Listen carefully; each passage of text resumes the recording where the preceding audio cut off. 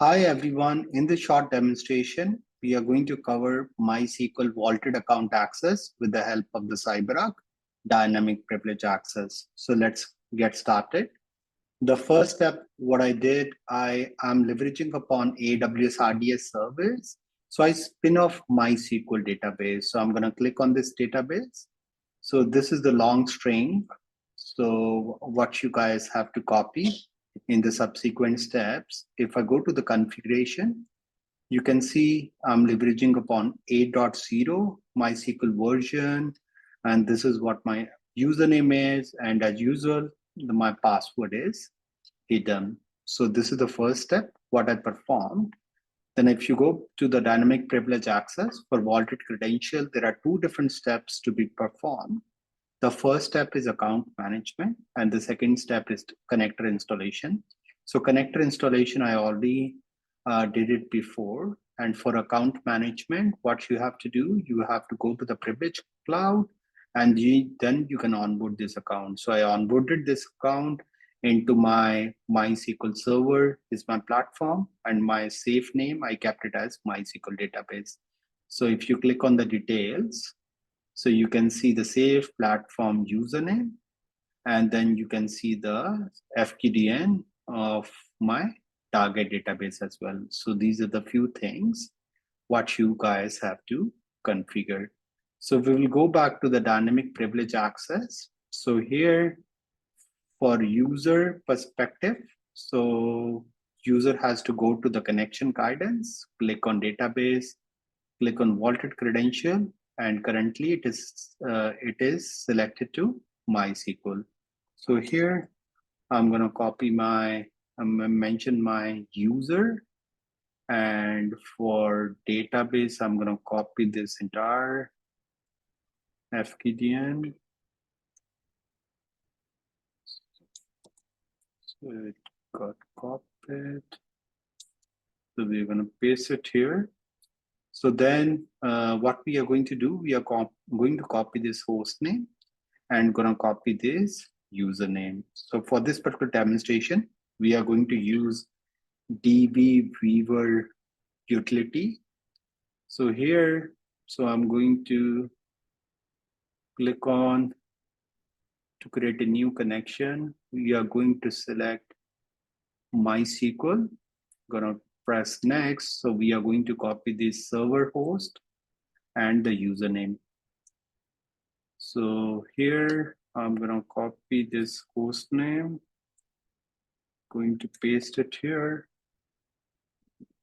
And then for the target details, so I'm gonna paste it here.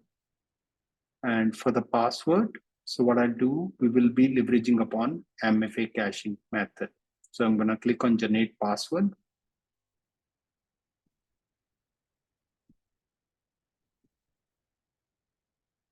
So we are gonna copy the password, going to paste it here. Again, this is a short-lived token. It's valid only for like a couple of hours. And after that, this password is no longer gonna be valid. And one of the other things we have to perform, so we have to leverage upon SSL. I'm going to mention require SSL. So that's pretty much. So what we will do, so let me click on a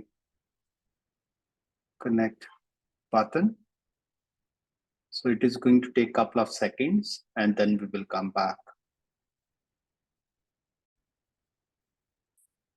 It took almost 15 seconds to establish a connection.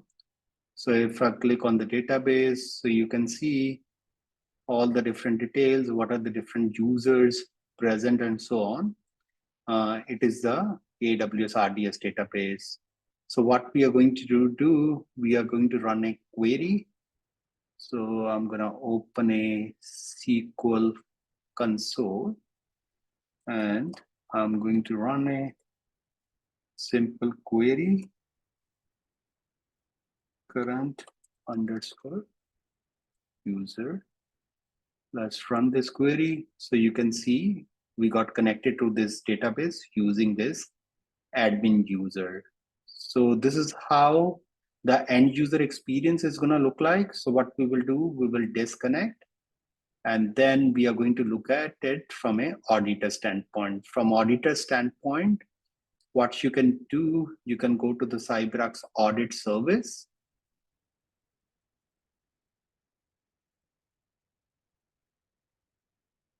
So here you can see all the different commands executed by the user.